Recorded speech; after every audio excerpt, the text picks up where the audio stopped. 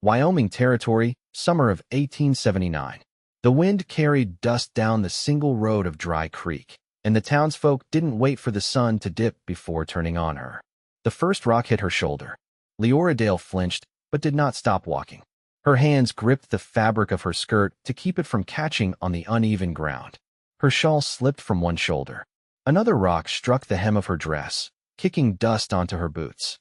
"She's a whore." Someone spat from near the mercantile. "That child ain't right," another voice added. The second rock hit her back. Leora's jaw trembled, but she kept walking. She did not look back at the church steps where they had gathered after the sermon. She did not turn when the preacher's wife called her godless. She did not break when her own brother told her to leave and never return. She just kept walking.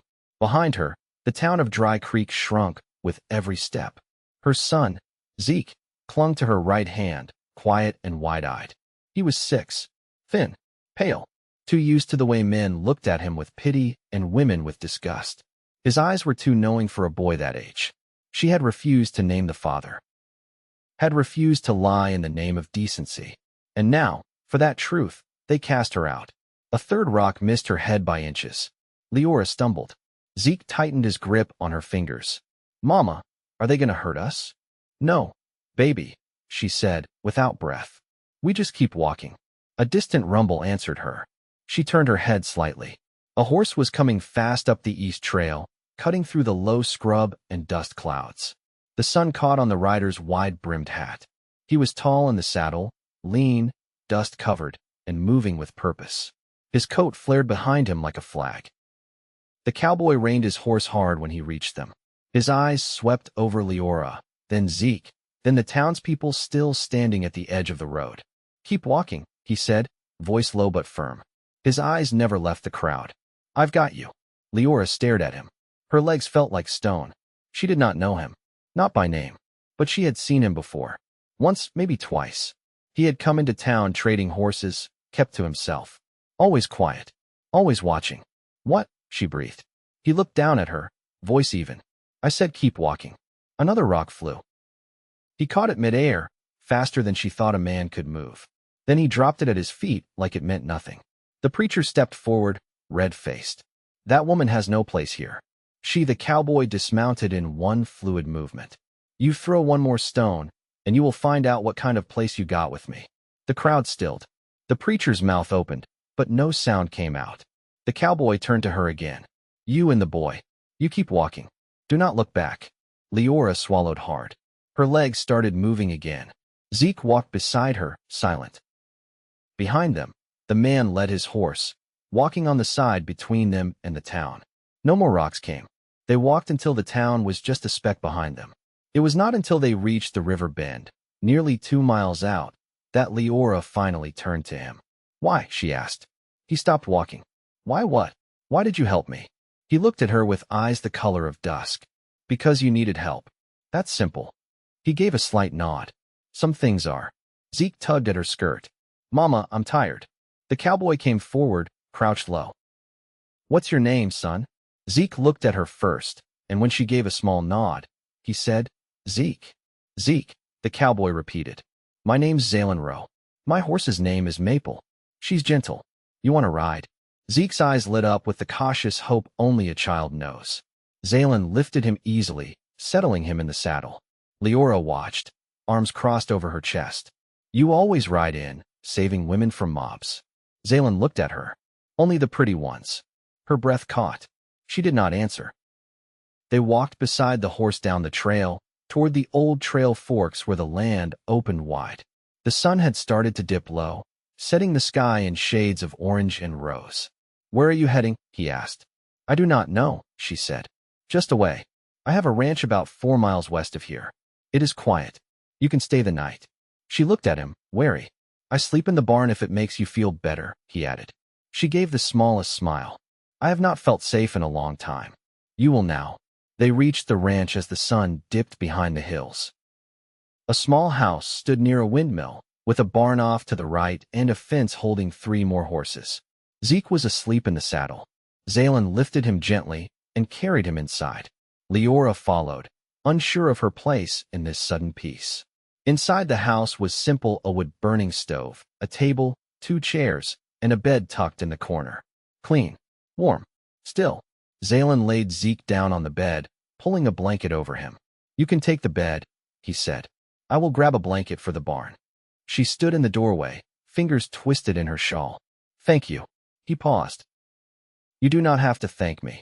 No one else would have done what you did. I am not everyone else. She looked at him then, really looked. His face was worn, but kind. A scar traced the line of his jaw. His voice was quiet, but every word had weight. Why are you alone? She asked before she could stop herself. He met her eyes. Same reason as you. People do not like what they do not understand. They stood in silence for a long moment. Then he nodded once, left the house, and closed the door behind him. Liora sat on the edge of the bed, brushing Zeke's hair from his forehead. Her son sighed in his sleep. She looked toward the door. Somehow, for the first time in years, she believed what that cowboy said. He had her, and she was going to be all right. The morning broke slow and gold across the hills, lights spilling through the small window and stretching long across the wooden floor. Liora sat at the edge of the bed, her skirt gathered around her knees, watching Zeke breathe steady under the quilt. She hadn't slept. Not fully, not deeply, but it was the kind of night that didn't need sleep, just stillness. A soft knock came at the door, followed by the scrape of leather boots on the porch boards. She stood, smoothing her bodice, and opened it. Xalen stood there holding a tin plate and a chipped enamel cup. His hat was gone, hair damp, as if he'd washed at the pump. He handed her the plate without a word. Biscuits, thick slices of apple, and something that looked like dried beef fried up with onion. The cup steamed faintly. Coffee, he said. Not strong. She took it slowly, careful not to brush his fingers. Thank you. He nodded once and looked past her toward the child. He rest all right. He didn't wake once. That's good. She stepped aside. You want to come in? He hesitated, then crossed the threshold. He didn't take a seat, just stood near the stove, glancing around like he was seeing his own house new through her eyes. You built this place? She asked, sipping the coffee. My uncle started it. I finished it after he passed. She leaned a hip against the table. You lived here alone since then? He didn't answer right away. I had a dog for a while. Took sick last winter. She nodded, setting the cup down. Seems a quiet life. He looked at her, direct. I like quiet. Zeke stirred then, sitting up and rubbing at one eye. Liora knelt beside him, brushing his hair back. You hungry, sweetheart? He nodded, still half lost in sleep. Xalen reached for another plate he'd left outside the door. Got one for him, too. Zeke took the food without hesitation. Already, he didn't flinch around the man. Liora watched that carefully. I'll fix the fence today, Xalen said, glancing through the window. Storm last week knocked part of it loose. She turned to him. You need help? His brow rose slightly. You ever stretch wire before? No, she admitted. But I can learn. He looked at her for a long moment. All right. She helped Zeke wash up outside, using the water basin near the pump. The boy didn't ask about the people they'd left behind. He didn't need to.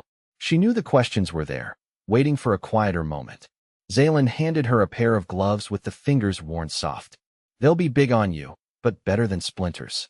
She followed him out to the south pasture. The morning warmed fast, the scent of sage rising from the hills, grass whispering under the breeze. They worked side by side. He held the post steady while she looped the wire, her hands clumsy at first, then steadier. He didn't speak unless it was to show her something. You always this patient with folk? She asked after a while. He didn't look up. No, just you. She blinked, surprised by the directness of it. He didn't elaborate, just moved to the next post. By midday, her arms ached and her back protested, but the fence stood straight again. She wiped her forehead with her sleeve, watching while he pounded the last staple into the wood. He stepped back and nodded. Good. She looked down the line. It is. They walked back to the house in silence. Zeke sat under the tree with a stick, drawing shapes in the dirt. His face was sun-warmed, content. Xalen poured water into the basin, then handed her the dipper. She drank deep, eyes closed. You got a plan? He asked. She looked at him over the rim. You mean beyond surviving? He nodded. She set the dipper down. I can sew, cook, keep a house. I was raised on a farm, so I know the work. I just need somewhere to do it. He leaned back against the porch post. I could use help. It's a lot of land. Too much for one man. She crossed her arms over her chest. You offering work? I'm offering a place. If you want it. She studied him, trying to read the quiet behind his words. You don't know me. I know enough. What do you think you know? That you don't scare easy. That you're not quick to trust. And that you'd rather earn your way than be pitted. Her throat tightened. She looked away. And what do you want in return? He didn't answer right off. Then, soft, company. She turned back toward him. Not looking to own anyone, he said. Just tired of eating alone. Liora didn't speak. But she didn't walk away, either. That evening, she cooked. Nothing fancy, just eggs and potatoes fried in the same pan, with a heel of bread warmed on the stove. They ate at the table, the three of them. Zeke chattered about the horses, and Xalen listened without interruption. When the boy yawned, Xalen stood. I'll get the bedroll from the barn. She stopped him. You don't have to. He looked at her, waiting. I mean, if you want to stay. There's space near the fire. He set the hat he'd been reaching for back on the peg. All right. She tucked Zeke in and sat by the hearth, knees drawn close.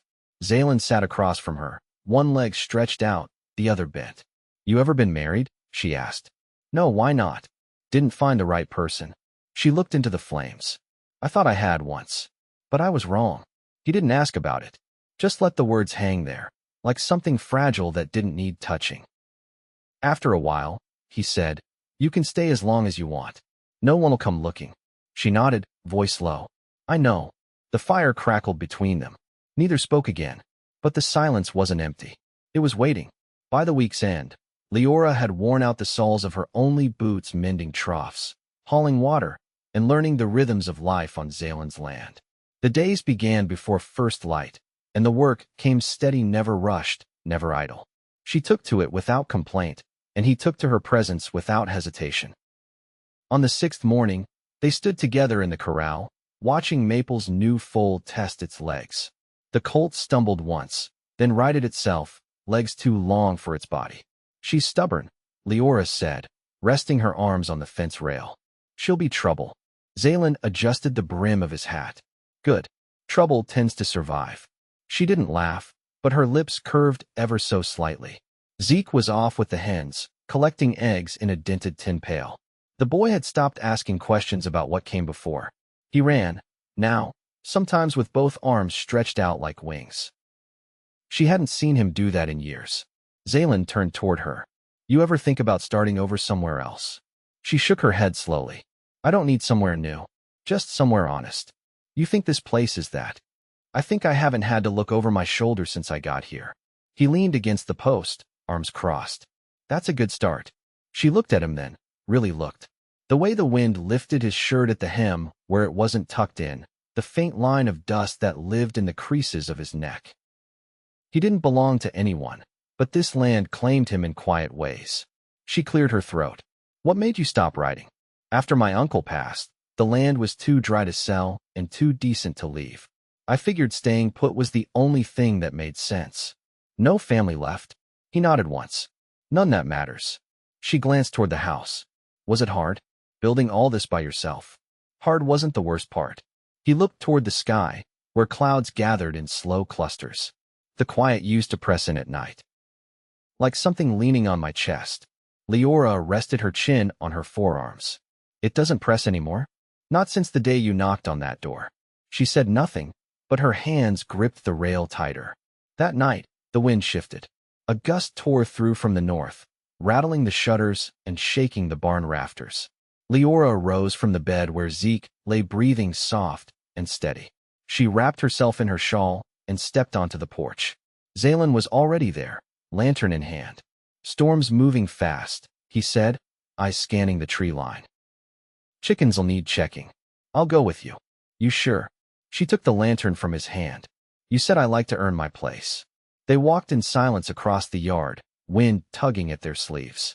Inside the coop, feathers rustled and hens clucked nervously. Xalen steadied the latch while Liora spread dry feed. One of the hens pecked at her boot defiantly. She's got some fight in her, he said, crouching beside her. They all do. Just takes the right storm to show it. They stepped out of the coop just as the first drops hit the earth. Xalen reached for the lantern, but she held it out of his reach. I'll carry it. He looked at her, then nodded. Back inside, She hung the shawl by the stove to dry. He poured 2 tin cups of warm cider, the jug pulled from under the floorboard where he kept things that mattered. They sat at the table, neither speaking. Finally, she asked, "What made you come after me that day?" He didn't answer right away. Then, quiet. "I was already on the trail headed west out of town. I saw the crowd gather. Saw the boy's hand in yours. Something about the shape of it, like you were the only two standing still while the world tilted wrong." She looked down at her cup. "It felt like that. I figured if I rode past, I'd spend the rest of my days wishing I hadn't." She looked up. "I've never owed a man for something I didn't ask for. You don't owe me. Still, I'd like to give you something." He didn't move, just waited. She stood, walked to the window, then turned back. "I've been thinking about planting." He blinked. "Planting? There's an open stretch behind the barn. If we cleared the rocks, we could put in beans. Maybe squash. I know how to work the rows."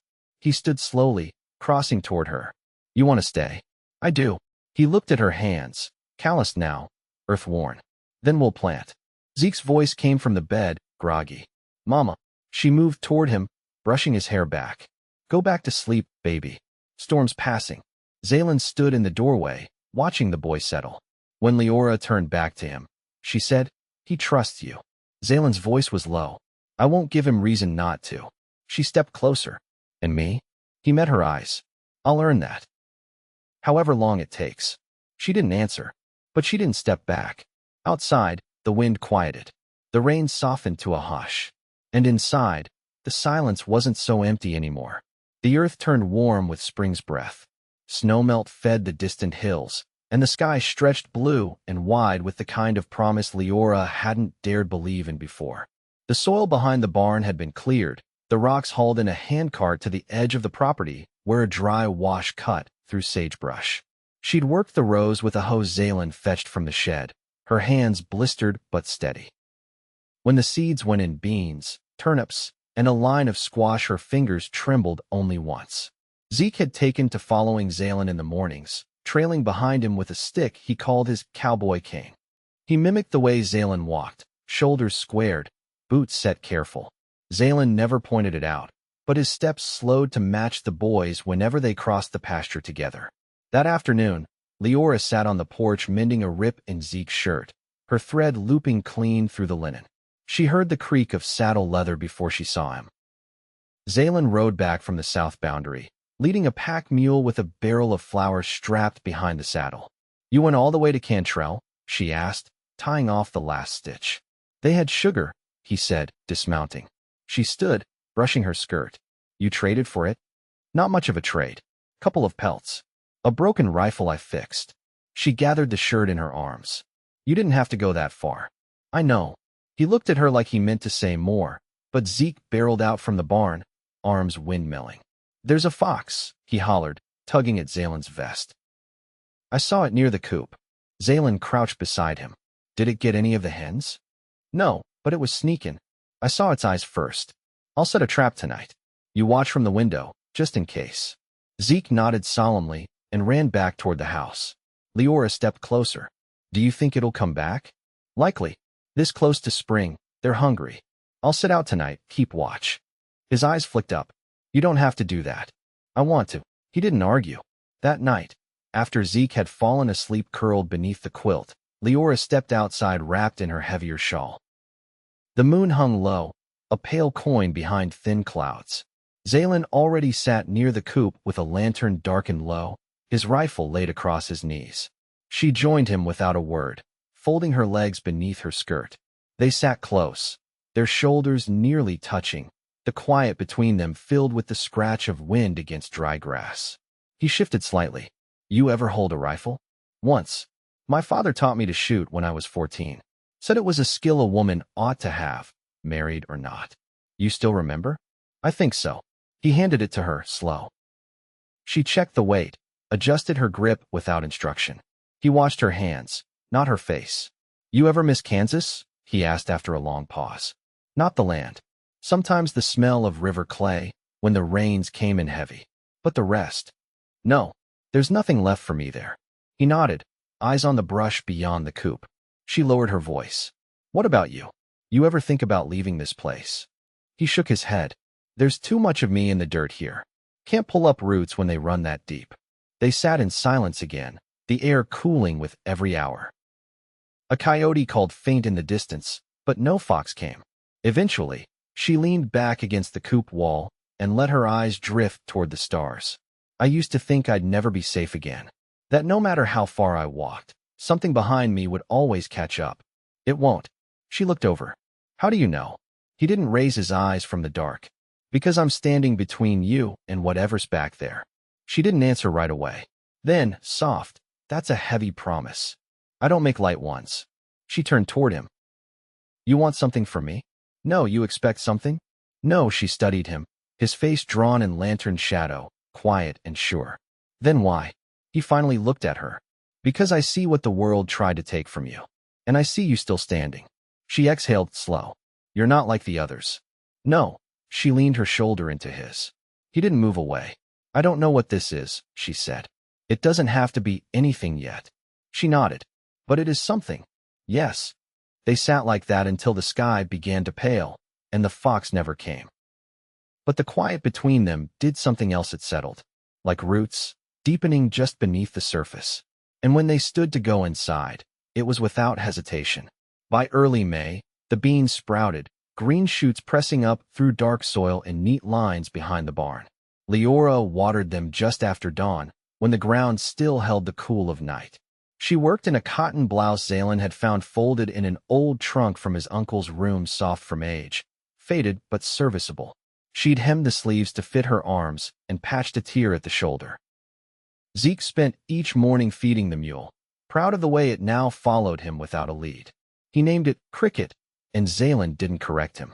That afternoon, as Liora scrubbed linens in a basin beside the well, Xalen returned from the North Ridge with a rolled map under his arm. I stopped by the survey marker, he said, setting the paper on the table inside. Wanted to show you something. She dried her hands on her apron and leaned over the parchment as he unrolled it. His finger traced the line of their property, then moved west, stopping at a shallow bend in the creek. There's a plot here, he said. Flat land. Some cottonwoods.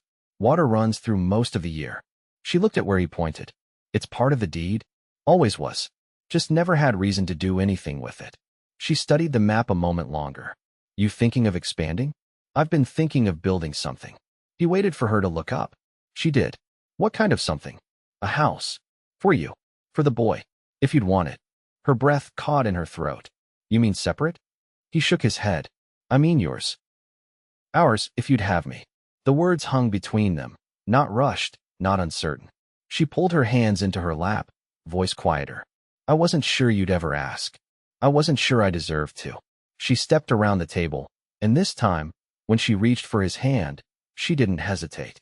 You were the only man who saw me clear. Not what I'd done, but who I was still trying to be. He closed his hand over hers. Then let's start something real. They made plans that evening. Not grand ones, just enough. He'd cut the timber himself from the stand of pines near the southern edge. She'd sew curtains from a bolt of muslin he'd found in town. Zeke would have a room with a window and a view of the creekbed. The first wall went up in June. By July, the roof frame stood against the sky, and Liora had a garden bed marked out near the front stoop. Every beam was nailed by hand. Every board run smooth with the plane passed down from Xalen's uncle.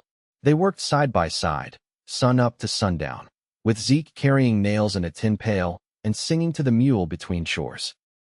One night, after the last of the shingles were laid and the stove was carried in, Xalen brought her to the doorway. It's ready, he said. Liora looked around the single-room house, the clean floorboards, the windows that caught the evening gold. It's more than I ever thought I'd have again. He reached into his pocket and pulled out a narrow band of braided rawhide, darkened with oil and wear. I never had much call for something like this, but I want to stand beside you every day I'm given. She took it, fingers trembling. Then stand beside me now. They spoke their vows that weekend, under the cottonwoods near the creek. No preacher, no audience, just words spoken plain, with Zeke holding her hand and the breeze lifting the edge of her skirt. Xalen said nothing flowery, just the truth as he knew it, that he'd found his place in her, and nothing in the world pulled stronger. She answered with steady eyes and a voice that didn't waver. You gave me back my life. so I'm giving you mine." They sealed it with a kiss soft and sure, the kind forged not from fire, but from long-burning embers. That night, they lay together in the new house, the window open to the sound of crickets and the slow hush of the creek. Liora rested her head against his chest, her fingers curled into the fabric of his shirt. He brushed her hair back and kissed her temple. "I never imagined peace would feel like this," she whispered. He pressed his lips to her hair. "It's not peace. It's home." Years passed, and the garden grew. Zeke learned to break horses, tall and sure in the saddle by the time he turned 12. Leora's hands stayed busy kneading bread, sewing, tending to neighbors when sickness came through. Xalen added a second room when the boy outgrew his cot, and carved a rocking chair for Liora that sat on the porch until her hair turned silver. They never left the land. There was no need. And every evening, after supper, Xalen took her hand and walked the edge of the pasture with her, the sun dipping low behind the cottonwoods, and the wind carrying nothing but the scent of sage and the sound of a life hard-earned and deeply kept. They never had to run again. They had each other. And that was enough. Always.